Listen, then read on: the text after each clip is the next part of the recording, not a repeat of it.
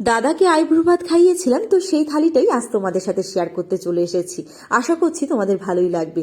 থালিতে প্রথমেই গরম গরম ভাতের সাথে নিয়ে নিয়েছিলাম 5 রকমের ভাজা। ছিল ব্রোকলি ভাজা, এটা একটু বাটার আর একটু গোলমরিচ দিয়ে ভাজা করেছিলাম। আর তার সাথে ছিল আলু ভাজা, গাজর ভাজা, বিনস ভাজা, ছিল বেগুন ভাজা, সঙ্গে এক টুকরো গন্ধরাজ লেবুও নিয়েছি। আর করেছিলাম ভেজ ডাল। শুভ অনুষ্ঠান মানেই আমাদের মধ্যে মাছের মাথা, তো সেই জন্য মাছের মাথাও একটা আস্ত নিয়ে নিয়েছি। সঙ্গে ছিল স্যালাড। আর এই যে দেখতে পাচ্ছ, আজকের কিন্তু এই আইব্রু ভাতের মেন আকর্ষণ চিকেন বিরিয়ানি। এটা কিন্তু আমি নিজের হাতেই বানিয়েছি। তোমরা যারা আগের ভিডিওগুলো দেখে থাকবে অবশ্যই জানবে যে নিজের হাতেই আমি এই বিরিয়ানিটা করেছি। দাদার খুবই পছন্দ। আর তার সাথে ছিল চাটনি, পাঁপড়, সঙ্গে ছিল 5-7 রকমের মিষ্টি। আর শুভ অনুষ্ঠান মানে দই তো থাকতেই হবে। ছিল দই, ছিল পেস্ট্রি, আর ছিল একটা আইসক্রিম। তোমাদের কাছে এই আইব্রু ভাতের থালিটা কেমন লাগলো অবশ্যই কিন্তু জানিও। আর ভালো লাগলে অবশ্যই একটা লাইক করে পাশে থেকো। সকলকে ধন্যবাদ।